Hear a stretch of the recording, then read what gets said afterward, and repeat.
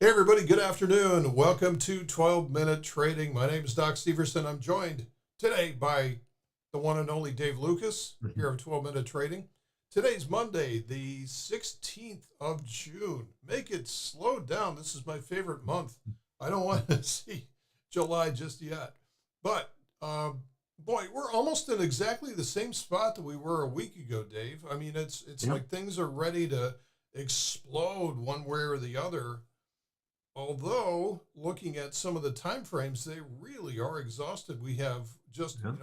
1,200 point move off the bottom on the hmm S&P, and we're almost at all-time highs on the Nasdaq. And, you just wonder, is this a melt-up market right now? And when was the last time that we saw something that was this ferocious, Yeah. becomes a history lesson? So what are you seeing out there? The market will run as far as it can in one direction, turn around and run as far as it can in another, or the other. The This is it. I've actually been really good this year because every year during this time, June into July, I typically have like one of my double trades, usually on the NDX, that like gets caught up in a melt up like this. It just seems to happen this time of year is it's the summer seasonal kind of run through into July, and then you get the weakness into August, and it peters out into September, and it resolves itself, and then you're back off running through the end of the year. So it's not a surprise to me, but we are getting to weekly exhaustion, right? So the weekly exhaustion in the charts could start to weigh on stocks as we get into another week or so. I think it's really going to depend. We've got a couple things. Today's rally is on rumors that Iran is sinking an off-ramp deal, right? They're trying to end this and, stop because, they're getting pounded by Israel, right? So we'll see if that's true. Because there's at the same time they're putting out stuff that they're gonna, put the biggest rain of fire on Israel in history and all this stuff, right? So like who knows, right? So I don't think this is done yet. I think that's got to resolve itself. I honestly think the Fed's the biggest thing this week. And for the next couple weeks through the end of the month. Is Powell going to come out hawkish? And are they going to basically take any rate hikes off the table? I think everybody's watching for the dot plot. Everybody's watching for what the Fed's going to say around hikes. And to be honest, oil spiking over $70 a barrel gives them ammunition to stay where they're at. And they can still make that as an excuse. They can say, oh, oil's up, and we don't know the impact of tariffs yet because you have more tariff stuff. The Atlanta Fed has the economy growing over 4% GDP. So if I'm the Fed, I have all the excuse that I need not to cut any rates Yeah, at this, my right? prediction So is that Powell's going to come out and say, well, on one hand, we have, improving numbers on CPI and PPI. yeah, However, we have global events. He's gonna mix it yeah, up in Fed speak and right, verbiage that will obfuscate the issue and make it yeah. sound like, so the Fed Reserve's right at this point too. We're going to keep. Well, and I think that's not them not lowering rates here is priced in. What is the unknown is what does the rest of the year look like? And if they come out super hawkish, like no, we're not gonna do anything, and there's no point to lower rates the rest of the year, that'll maybe a reason, right? The market just needs a reason to go either way, You know, and we're just been walking sideways really for the the last the one week, the if you one thing will. I did this Um, weekend was I pulled up a monthly chart of the 10-year note, which really yeah. is sort of a proxy for interest rates. And I went all the Yeah. way back into the 80s, Yeah. where it spiked up at, in the high teens for the interest rate back then. And really, since that point in early 80s, it's been on a decline. Now, it did bottom out in Sure. 2020 when we had the pandemic and, like, oh, let's just drop hmm everything to zero. But if you think about it, where it is on a historical basis, so even though Yeah. we have like uber debt that we have to pay off, at elevated rates, from this perspective, if you look back over time, really the rates are not that elevated right now, and they've Yeah. been actually very stable Yeah. since the beginning of the year. They've been in a relatively tight range. hmm right What would around like four if and a half percent. looking at it from that time frame, what would like reversion to the mean be? Like, would it be 7% interest rates, 8% interest rates? What would be like the reversion to the mean be? I Well, bet it's higher than where things are at now, oh, it certainly is. historically. It certainly Yeah. is. That's a great point. Let's take a look at that here. Okay, so give me a second here. I am going to. So we're looking at the 10-year note, and we're going to go look at. We're going to go look at this from a monthly perspective. Oh, by the way, everybody that's out there that's joining us live, if you have any questions, go ahead and fire them in, because we gotta kind of turn this thing down a few minutes early today. So if you have anything that's of any, let's see, that's no, I got a weekly chart. I don't want a weekly chart. Let's try monthly. Okay, so here's the 200 month moving average, and so from that perspective it is above the mean. Actually, you Hmm. know what I want to do is I want to try one more thing here. I want to go out to a quarterly. I'm going to go out to a quarterly chart, and we lack having a moving average here, and this only goes back to. Do you have a better proxy than the 10-year note? Because I'm only able to get back to like 1997. No, I mean they're really you'd have to go only places to go is like maybe the Fed site or something and go Oh, back you historically. know what? Let me But try this because I think I must have done this in TradingView. I'm going to go back to monthly chart on the 10-year note. might work. Yeah, I think TradingView's got a better feed for this sort of thing.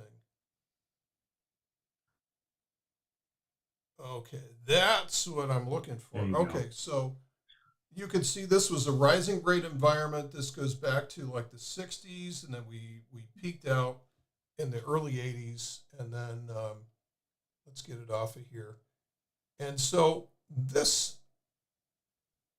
little consolidation right now is just like a quarterly lower high that's setting up.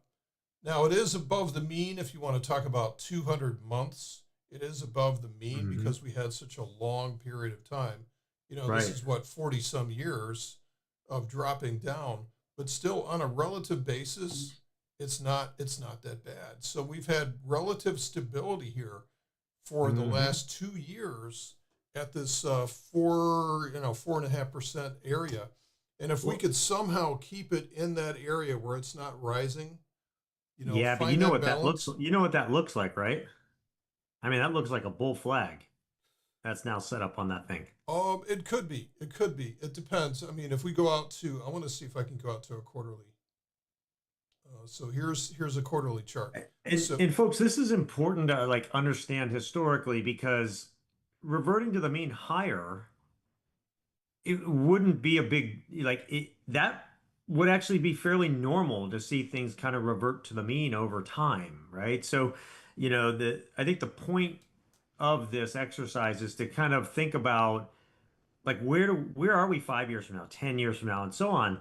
And everybody, I think the world of 0% interest rates is over, and we have to get used to a higher rate environment than we've had, or at least since 2008.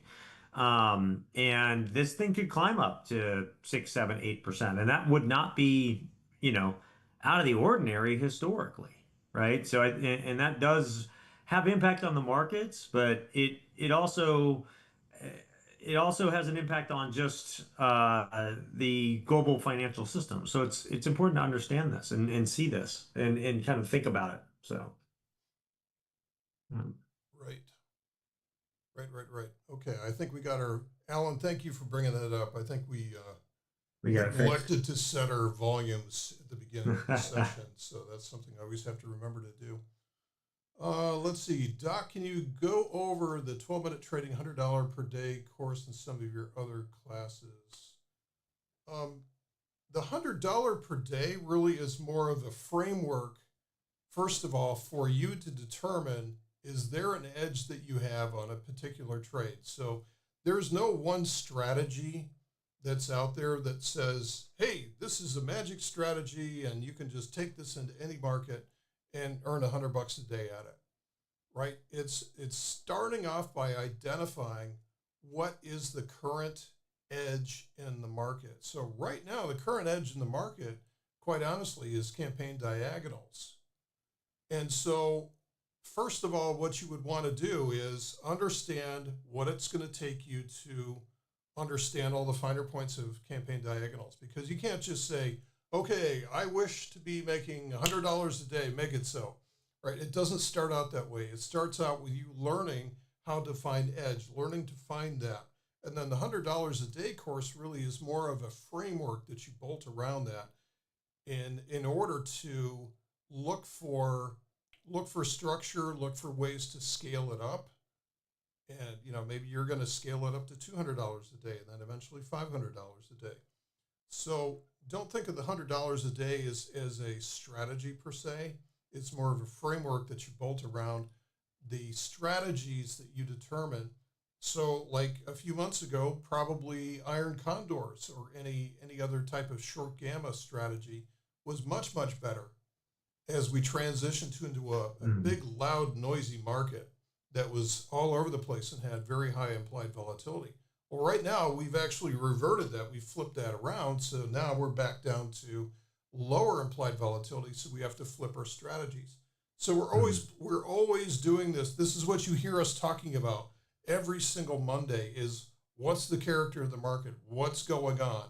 What are the likely ways that the next move is going to unfold, right? Not necessarily predicting the future, but what we're saying is, where is the edge right now? And the edge that we see right now is maybe a little bit of mean reversion in the S&P. We've gone a long way in a very short period of time. Yeah. And this is where we're looking for a little bit of mean reversion. So I'm playing in the trading room right now, and this is what we do every day, and this is what I talk about every day in our live trading room, the income trading room that we do. I'm talking about how I'm kind of tweaking the campaign diagonal strategy to give it a little bit of a bearish bias.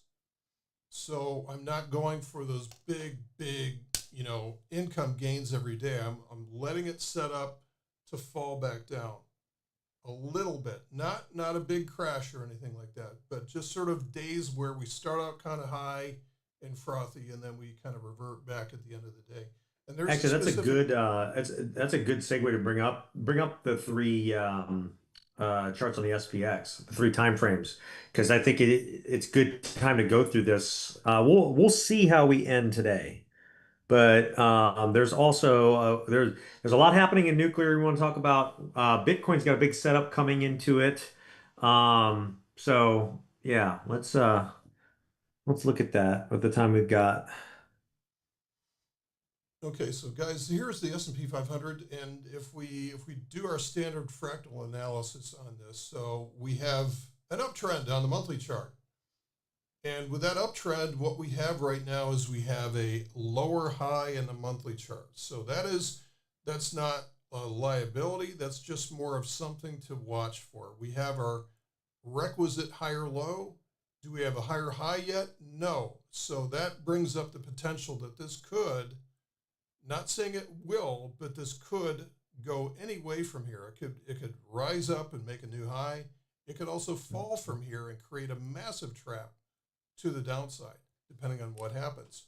And so we're always walking into this and saying, okay, how much gas in the tank do we have? If we look at this as a full versus empty down here, how much gas in the tank does this time frame have to keep climbing? And the answer is very little at this point. It could go so incrementally.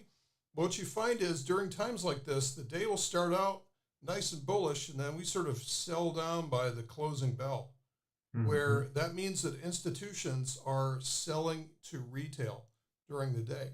Now we look at this also at the daily chart, and we say, okay, this is fully charged. This thing's wound up like a tight coiled spring. And so that means that it can try to go higher, it can try to go lower. But what type of move right now would make both of these happy? In other words, this wants to go somewhere, and this chart wants to take a rest. Well, that would be just a very gentle pullback, or it could be a sharp one too. We don't know. So this is where we have to be on edge for any kind of unexpected news, kind of like last Thursday, where all of a sudden there's a missile attack overnight. And you could see the market, how it handled that risk. It said, okay, never mind. We know how this is going to work out.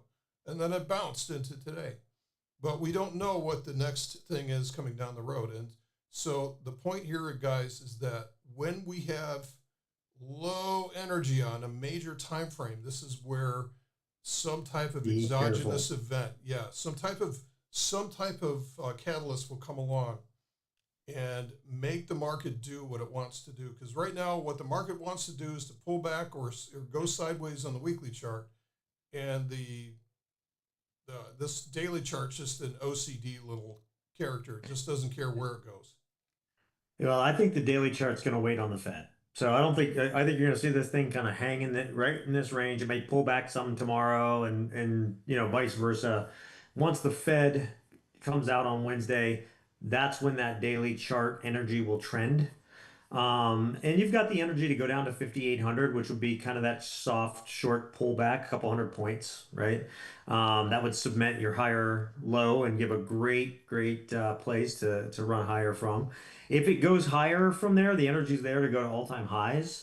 Yeah. I do think if we hit that, though, that's really going to exhaust the weekly chart, and then after that is when you could get your bigger pullback in things. So Yeah. I told my students this weekend, I'm gonna wait till after the Fed, let this thing show its hand, and then take advantage either way. But there are some things happening out in the markets, I think, that are important to look at. Sometimes there's sectors, there's like stocks and stuff that no matter what, just have the money flow, the hot hand, and it defy any indicator or anything like that. And nuclear is one of those right now. Doc and I were talking earlier. I was just talking about some of the nuclear stocks, like NNE is still actually fairly cheap compared to some of the others, like Oklo and some of those that have really taken off. So, if you're, looking for something to maybe, add to your watch list, NNE is one, and it's just starting to release its daily energy up higher. It's been as high as almost 50, and it's sitting at 34, 35, right?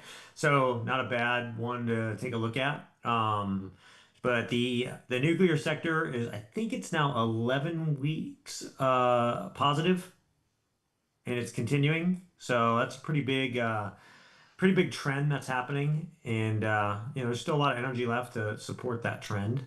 Yep, URA. If you look at this, if you guys want a good book to buy for this weekend, like over the summer, it's Robert O'Neill, How to Make Money in Stocks. This thing's been out for probably 50 years. I don't know when he wrote this book. But one of the things that he taught people to look for is look for a long extended base, and then look for a stock to be coming out of a long extended base. And look at how many times it's tested that breakout level. And this thing is on fire. And you had to be really patient with that thing, though. I mean, that's like 5 years of a base. Yeah, no kidding. Well, that's why. I mean, so even if you did get out here on the breakout of this base, this is where, selling options, this is where it gives you the time to be patient. This is why we're always on this stuff is because I think the combination of owning equities. So the whole thing is the most money you're ever going to make is capital gains. We talk a lot about income and everything like that. And income's great because it fills in the gaps. But if you want to make a lot of money in a relatively short period of time, capital gains, when you get a stock on fire, that's when you're going to make a ton of money. And the whole idea there is to just step out of the way. It's kind of like a matador in the ring. Right. You step out of the way, don't overthink it, just let it run, and then you'll be ready. But selling options gives you the time and lowers your cost basis so you can be patient. So it's so important. Synthetic stock is really good in those times too. And we've talked about that before, where you sell the put to fund your call option that you buy. Mm-hmm. and let it run through it, right? That's another just great way to do it if you don't want to, purchase the shares or at least spend less in doing so. Another chart to look at we were talking about earlier too is Bitcoin. Bitcoin is getting ready for its next big move, and so it'd probably be good to pull that one up. And yeah, you answered Rob's question. Good. It'd be good to pull that one up and talk a little bit about it because Bitcoin its weekly energy is almost there. Okay, so the thing I love, guys, is I've been doing chart patterns for over 20 years now, and I love how chart patterns play out because here was the last bull market, and then it set up this big, long, extended base again, which turned into a rounded base. So we started the new bull market back here in 2023.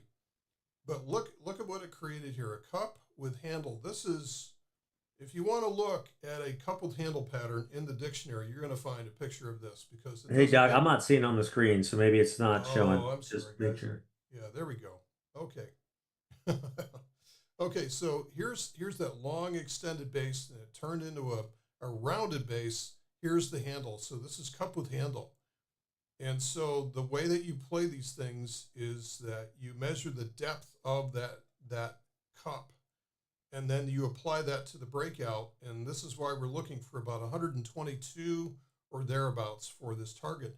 But look what's setting up now. This is where the fractals come into play. Look what you've got here.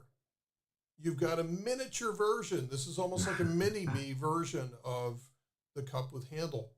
And so this is why it's you've got the larger pattern still playing out to the upside, and you've got people freaking out on any red candle that are in here. Meanwhile, if you understand what's going on, you can stay in the position and hold in there because you know what's happening.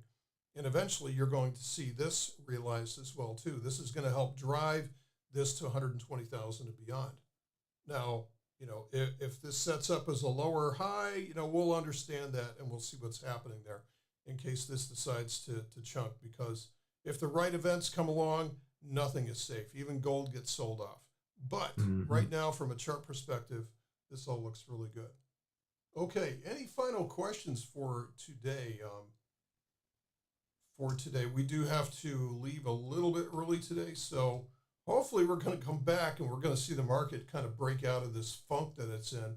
But it's a good one though. It's important that 80% of the time we are in quiet and trending, and we have retained or Back to quiet and trending. reacclimated to quiet and trending Right. in the last couple of months, and that's very, very important because that opens up our playbook to so many Hmm. different strategies, and it's quite honestly it's much easier to trade than the 6 months of chaos that we had. Yeah, and folks, like I said, I think it's easiest to let the Fed play out this week. That's your big risk event of the week.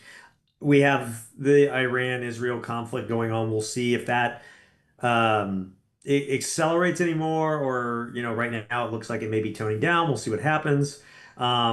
Like I said, I don't think that's over yet, but there's it may be waning some, right?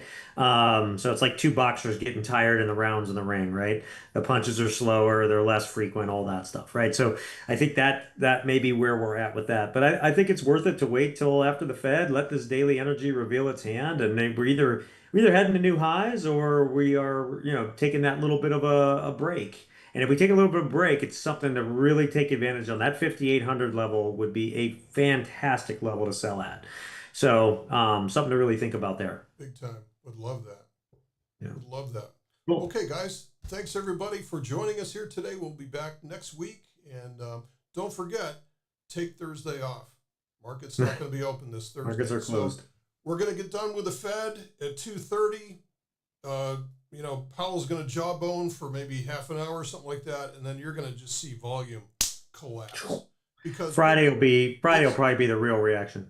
well, I think it's going to turn into a 4-day weekend, quite honestly. Yeah, you're right. You're right. It may do that.